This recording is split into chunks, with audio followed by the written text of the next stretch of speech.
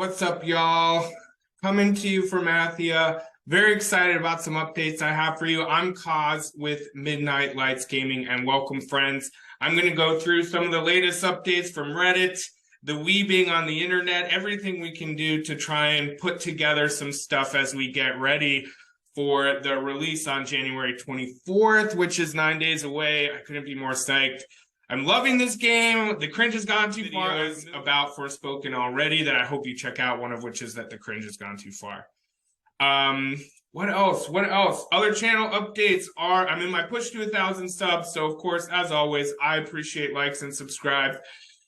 As soon as I ever make a single dollar from any video or anything I do on YouTube, which I love doing, half of it's going to go to a charity that we choose as a subscriber community. So I'm really psyched if we ever get there. If not, that's okay too. I love making these videos anyway. So, and no gimmicks. I'll upload everything fully transparent. Every dime that comes in, y'all know about too.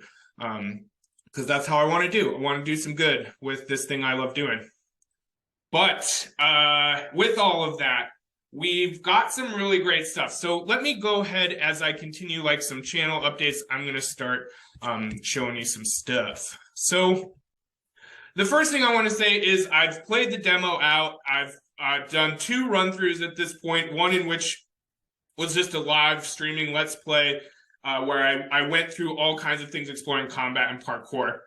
Then what I did in the second playthrough is I used some streaming to kind of go through and tighten up things to be able to say, you know, what specifically have we learned from the demo to help us understand certain aspects of the game. So I have a whole video dedicated to what we learned from the demo about combat, another about parkour, traversal, the other one about locations and the map, another one about customization, which is incredible in this game. I'm going to be in that crafting menu, y'all. I'm going to be in that crafting and upgrade menu a lot because there's so much room for customization. Definitely check that video out. But yeah, I just was, you know, I've been feeling as we get closer to the game, both that the hate's gone too far, and I do want to insert what to me feels like a more reasoned approach to buying this game. And I think all my content really lends itself to that. But the biggest news, like the biggest thing that I think came up, and granted, it's one tweet, so I don't want to blow this overboard, but I found it on Reddit. It was posted by Harleon, and it referenced this tweet.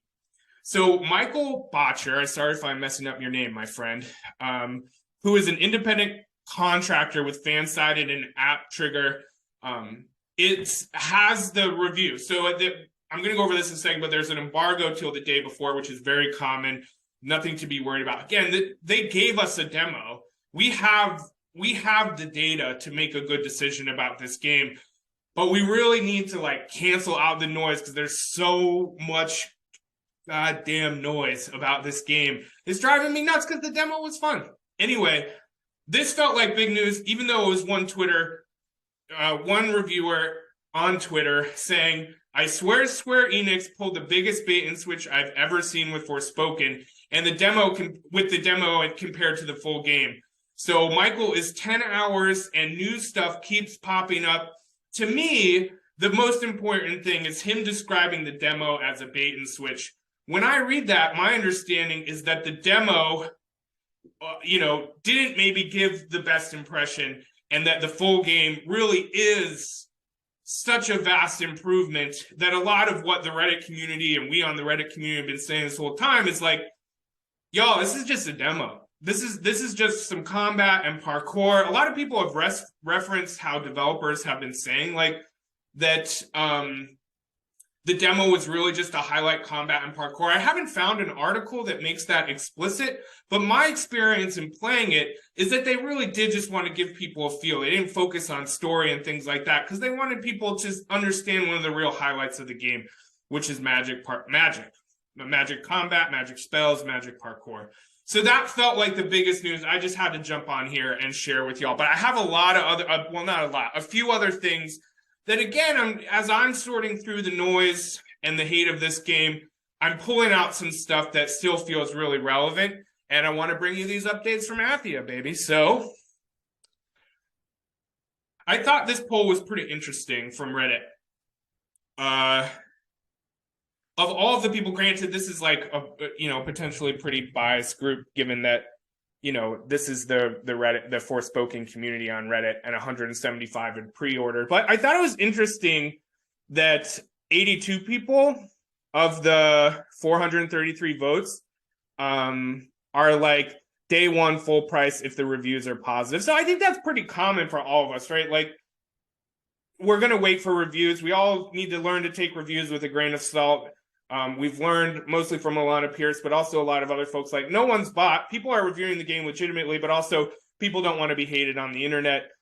And people are mindful of people's like how the internet responds. So, some reviewers might hate on this game because they see that as an opportunity to fuel the haters. Some people are going to review it very honestly, and some may give it a lot of love, even some that it doesn't warrant, right? That's just how it is. You need to watch more than one review. But yeah, 82 waiting for reviews, I think, is kind of interesting. And then 64 wait for the sale if the reviews are positive. So all of that to me says, like, it's in 2023. This is the game I've been looking forward to. It's open world, it's RPG, black female antagonist, kind of fish out of water story. There's just so much to like. 100 spells. I don't know. I'm excited, but I totally understand that, with any game, I understand people waiting for reviews. I do that plenty, especially before I started YouTubing. So like I said, the embargo for Forspoken lifts on the 23rd of January. So there will be 24 hours post official launch day for folks to get some reviews. I'm going to surely be doing some reaction videos to some reviews. Was there something? Yeah. And so one thing that was interesting in this thread was that people were like, oh God, it's really bad that it's, sorry, I shouldn't speak for, no one sounds like that. But some folks were like, oh, I'm not sure if it's a good sign that there's only 24 hours. Like, people only do that when they're not confident in the game. And there were some great responses in here kind of going about, actually, it's very common. This thing from Marianne Thornberry is completely badass.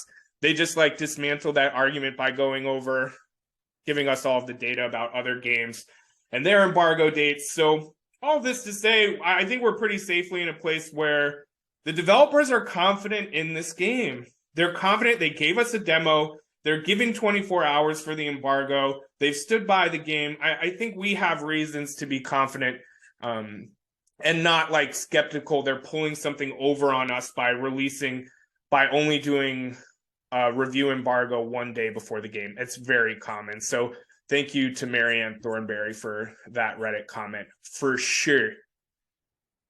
All right, that's the embargo. So that kind of brings us to a place where I really wanted to know, what are people's concerns? If we know that the demo really focused on combat and parkour, and it wasn't trying to get us into the story, the intent wasn't to immerse us, but rather introduce us to it, are people still beefing based on the demo? If we know that you can change how much Cuff and Frey talk, are people still beefing on the dialogue based on that Twitter ad? I don't know. I really wanted to ask the question of, like, what are y'all's concerns now that we've been able to sort of slice through some of the noise and the haters and the people, some really like quite racist, not cool, I think ageist, or adultist might be the word for it. I'm not sure. But like, people hating on this game from a place of bias. Like, I got that vibe a lot. People, and you can watch my video on the cringe has gone too far. I go over all of that. So here's what came up. Again, this has only been out for a little bit. Maybe I'll do an update closer to the launch day, but we've got 67 votes. And environment and graphics don't look good, and performance issues are the two things that came up. Now, performance issues make sense. There is some beef in the demo about things not looking good, particularly in performance mode, which I covered as well. There's also some performance issue stuff coming up around the PC, and through stream. They're using this thing that I'll go over that helps prevent people from messing with the code or bootlegging the game, which some folks have some concerns about. concerns about the story and narrative, which I can appreciate. I mean, how can you not? Maybe I use the word concern wasn't the right thing to do here, because I'm not looking for people's like beef with the game, because I know people can be excited about the game. My thing was more like, if we have all the information we have, what are people still left with in terms of questions or worries? I mean, all of us should be a little like, is the story going to be good? We always have that concern, whether we call it a concern or what have you. So I don't know. I created this poll hoping to hear from people who have like bought the game or probably going to buy the game, and still kind of like, what questions are they holding on to? But I think I ended up getting more of a straw poll of like general concerns from anyone, which is fine. But I did want to kind of go through some of these concerns one by one and be able to kind of address them as I've experienced it, not trying to sell anyone on this game, other than being able to say, don't let the cringe and the hate and the racist BS get in the way of you like looking at this game for what it is. So it's also, someone on Reddit kind of posted something, Mittens the Mighty, great name, posted about concerns people have. I just wanted to highlight this because there is some, I think this is a good, there's a lot of good posts in this thread where people are like talking about the story, concerns about the environment, the PC port, so this sort of fills out, I think, my poll a little bit. Though people are commenting on my poll about their concerns as well. It's also obvious to me that people are like a little sick and tired of talking about concerns with the game, which I don't want to exacerbate. I just want to know what questions people still have, because the more I played the demo, the more I was like, I wonder what's going to be what. I wonder about combat. I wonder if they're going to change this. I wonder if some settings are going to change. But did want to highlight that because I think, it gives us an opportunity to continue to think about not like why this game is a serious and intense problem, but rather like, what questions do we have just going into it? So one person posted, Slow Inspection posted about some concerns that felt like not biased, not silly, not terrible. Just like, I get these as concerns. I totally get. So, and again, it's a demo. So the first one, bad tutorial, I get it. But it is a demo. I think we've kind of squashed that, like, the demo didn't have a good tutorial, but that also wasn't their intent. So they weren't trying to give us a good tutorial and messed it up. They just didn't include it. That feels different for me. The bugged HDR, we're going to figure out. I think in the reviews, I'm hoping they'll tackle some of the performance issues, like low resolution and performance mode. Like, that stood out to me in the demo. If anyone has anything where a developer is talking about how that's going to be different in the actual game, I would love to see it, because I did. The performance mode didn't look good. The last gen. And the other one that came up that I haven't noted a lot is that the so-called quests are a joke. Again, that's a little intense in some ways, but I did feel like and maybe it's because they lack some context of the story, but some of the side quests did feel a little bit like, go to the map, do the thing. It just exists there. It's not connected to anything else. They weren't that intense or exciting. It just, like, sometimes the things on the map felt more like a chore rather than exploration and a real challenge. But again, it's just a little slim bit of the game that we're seeing. And I imagine, like any game, some side quests are going to be great and some are going to be less than great. But yeah, it screams last gen. And that I really do think that's probably going to be the demo, particularly nowadays. But you never know. Yeah, I did like this comment too about why not at least one interesting side. Give us some aspect of the story in the demo too. I think that was a mistake. And they've made some marketing mistakes, I think. But I do think they also didn't have to give us a demo. And so I do think that speaks to not letting, some real confidence in what this game is and what it can do. Another person listed, so one of the things that come up too is, as a concern, is that the environment is just bland and boring, empty. just like rock everywhere. And I have to say, after playing it, going from Elden Ring to this game, and particularly like going from Ghost of Tsushima to Elden Ring to this game, in the demo, even in some of the pictures we're going to look at, I'm still kind of like, there are much better looking environments than this. If they're putting out some good pictures of things right now, not even from the demo, just in general, some games look better. I mean, I'm just going to say that. I think the Horizon Forbidden West, I mean, I don't know about Square Enix, but I mean, they had teams of people working just on environment in that game, and it was beautiful. I still think, you know, Tsushima didn't didn't maybe have as many people dedicated to it, and still looked better even than Horizon Forbidden West. And then Elden Ring was absolutely tremendously beautiful from the sky down to the grass. And so if that's the bar now, I do have some worries. I'll say that's my number one worry. I don't know that this game's going to be great to look at. But this person, who's this person? Rancy posted 3 pictures from the internet kind of highlighting, oh, you know, there's purple and neutral and red.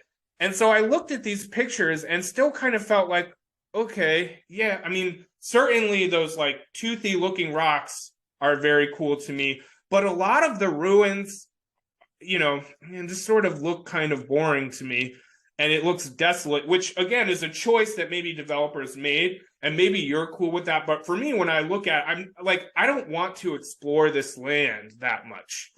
When I look at Elden Ring and that map, every turn is something incredibly interesting. And this just is the barrenness of how everything looks and feels. And not that every environment needs to be inviting. You can do barren and scary, and Elden Ring does that well. But I still am just like, okay, that does look cool in a lot of ways and scary in some ways, but it also looks like I don't want to explore that. Like what in that feels like something really interesting to look at, something really interesting to go towards. Now, this is a little better, this sort of cityscape.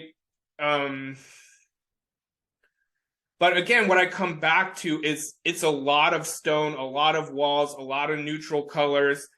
And the buildings, you know, these wild buildings towards the top of this are really interesting in the ruins. Like this is what I most want to explore from some of these. But I still am just kind of feeling like, what's the real draw? Where's the color? Where's the thing that really is going to bring us in and make us feel like this is an environment I can really invest in? And these pictures are helping, but they're not doing everything. And this, you know, they also like maybe have different colors and different magic associated with them, but they all still kind of have this like castle-y, rock, barren feel to them. And this one just has more fire in it. Which again, these are just pictures. The reviews could change all of this, but I wanted to bring you some news from Athia about this. This remains my one thing. I just don't know how inviting and fun and exploratory this land that Athia is going to feel. So we're just going through concerns right now that have come up. Again, I just sort of pulled up a quick image search for Forspoken gameplay on my browser to highlight again. You know, there's nothing in these pictures that tell me that any realm is going to seem a lot more inviting or cool or more fun to explore than the other. It doesn't mean it's not going to be fun to explore. I'm just saying it doesn't look like it. I'm not looking at any of these pictures and saying, oh my God, what's that? I can't, what is that thing? How can I go, you know, where do I find that and how do I get to it? And again, they may not be showing us that in these, but you know, you'd think they would show us the things that make you want to explore it, make you really see the map and want to be in it.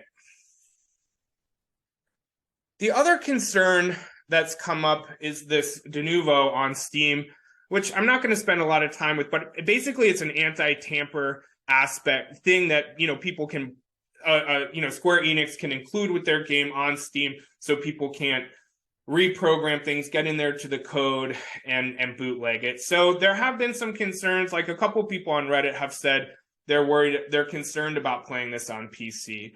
And again, I get why you'd see the demo see some of the graphics, see this news, and then say, I have performance concerns. That's totally cool. But hopefully some people review it on PC and it'll give you a chance to make a really good decision. Another concern that's come up for me is this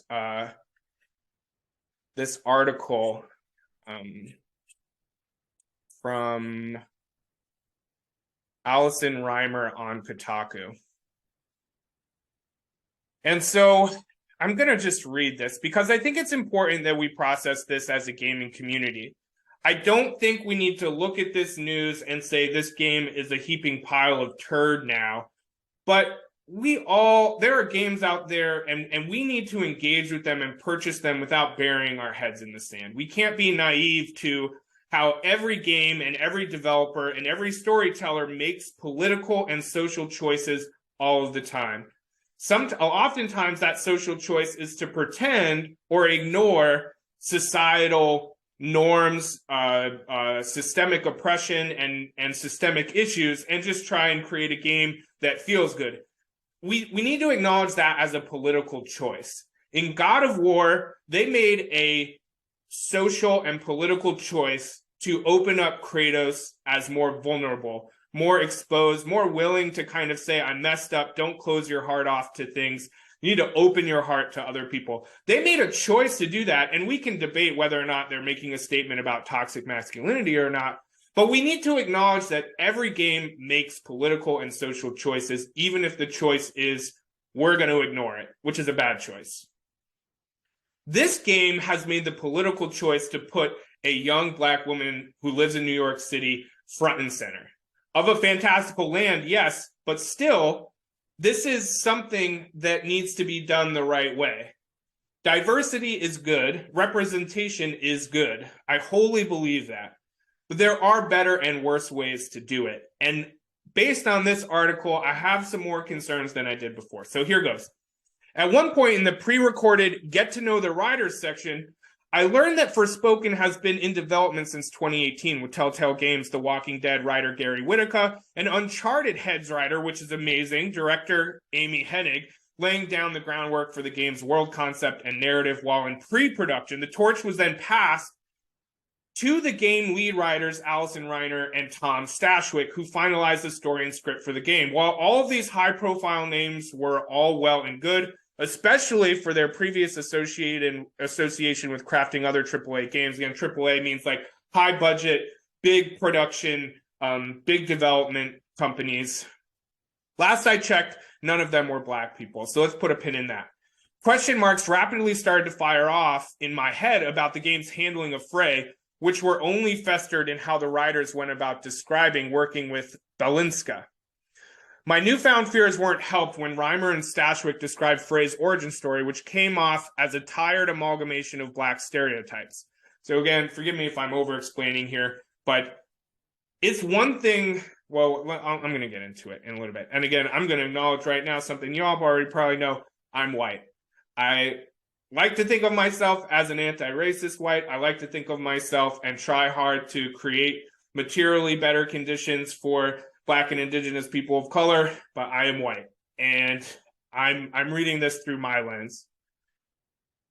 Those stereotypes included her being very angry, falling through the cracks of society, on the verge of prison. Now, when I hear those three things, along with a very white group of people writing and creating this story, that's where I'm like, that feels like a problem. So let's keep that in mind, and we'll talk more about that. The cherry on top of my newfound dread was Stashwick describing Balinska's mannerisms during her motion capture performances having a very hip-hoppy kind of walk, which,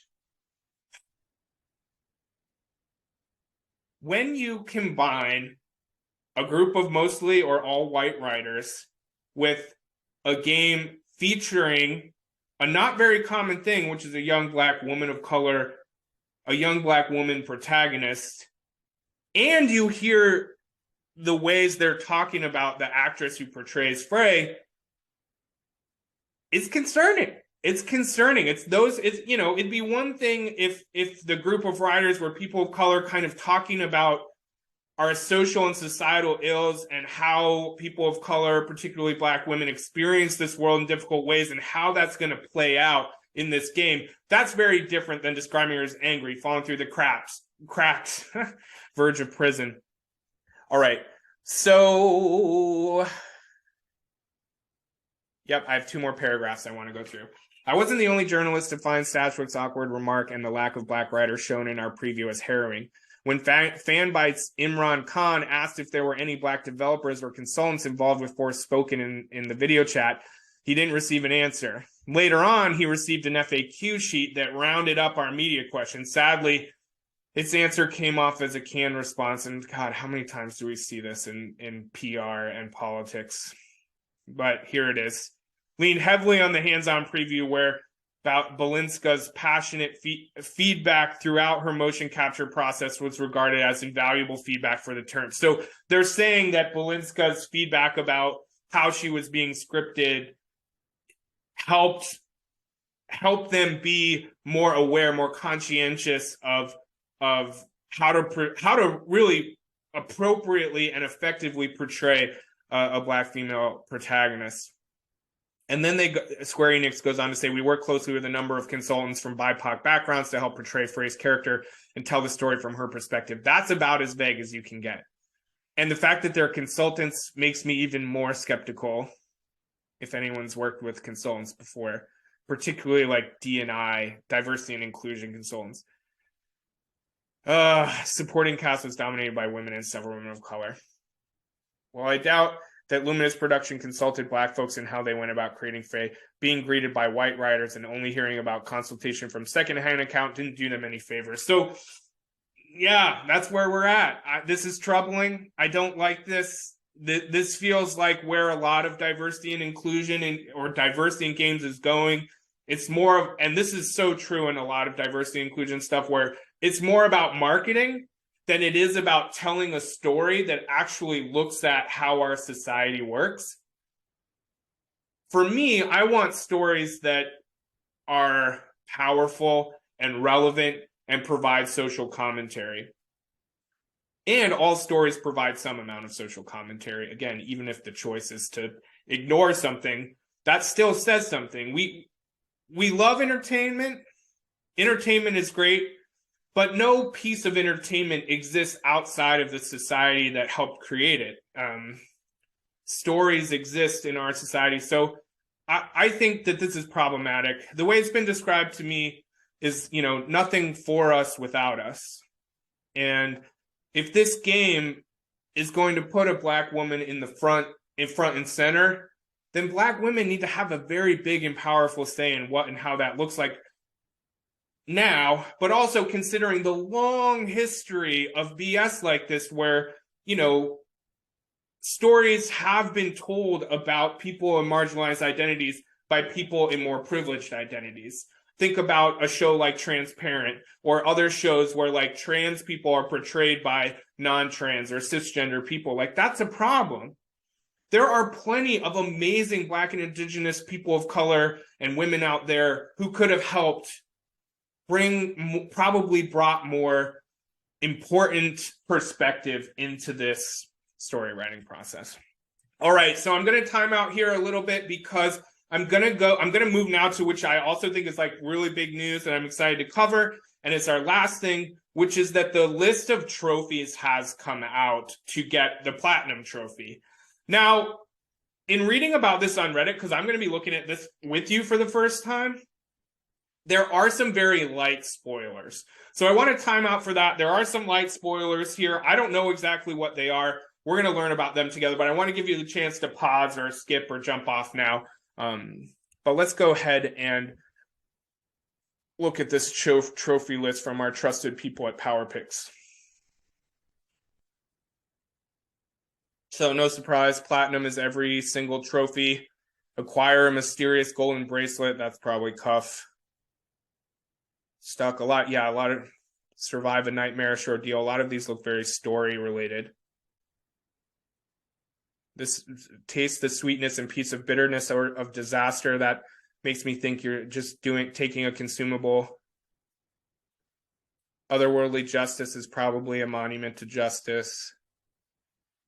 All right, let's move on to the one. Maybe this is beating the game in a twisted reality. Huh.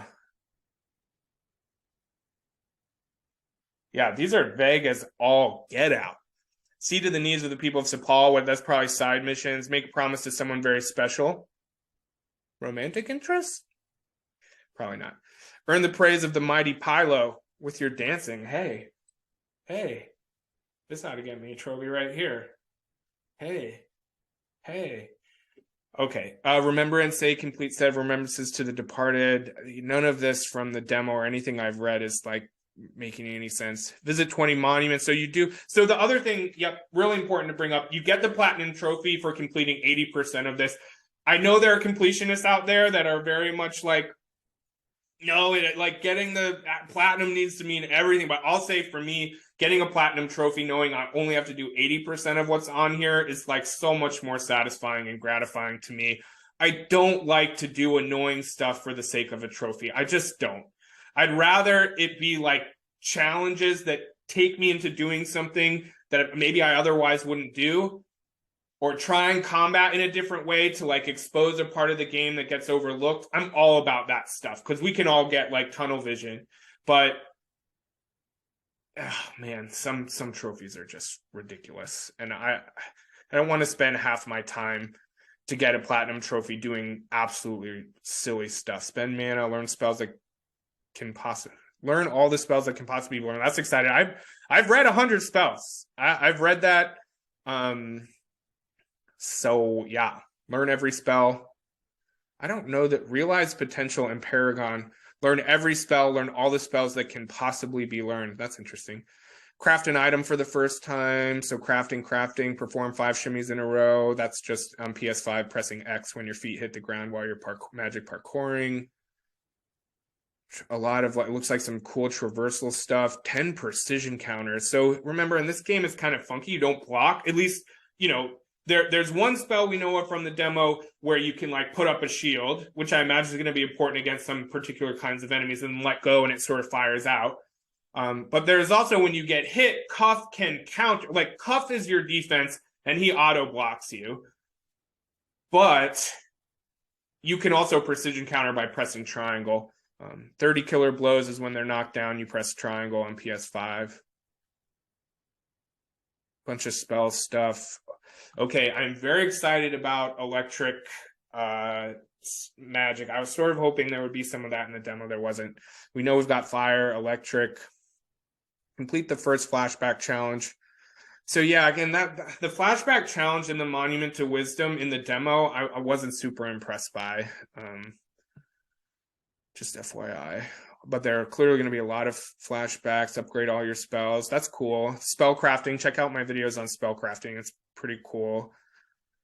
There are no difficulty related trophies. That's big news. So you don't have to do a certain thing on a certain difficulty level to get the trophy. That makes me pretty psyched. Not going to lie. Again, I just appreciate there being some more flexibility to support people who don't have a million hours of time to get the platinum trophy. Luckily, we only need 80% archive completion, meaning we can skip 20%.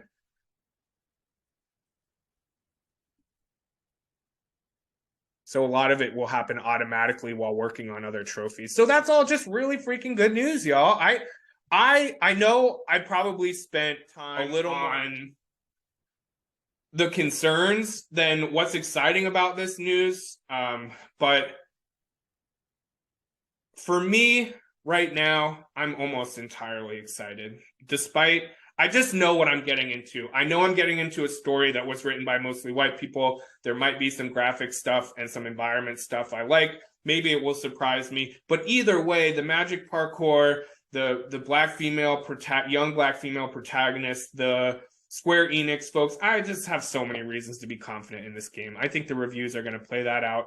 Someone made a comment on Reddit. It's probably going to be some 4s and 5s, some 9s and 10s, but mostly 7 and 8s, which is not uncommon. But I think that's important for us to acknowledge, given how I think moving forward, we all need to look at, to be careful about how hard and when we cringe, and analyze, like, is that coming from a place of bias? I mean, I know there will always be people just putting clickbait out there, and for the masses in the middle who aren't interested in clickbait but just trying to make good decisions, we need to keep our eyes open and not just dismiss stuff as woke warriors, haters.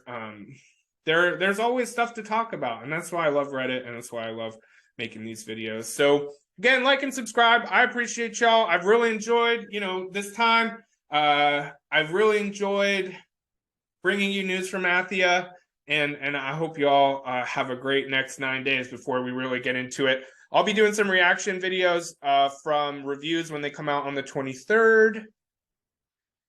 And I might, if more updates come out between now and then, I'll do some more news from Athia. Appreciate y'all. Take care, and I will see you soon.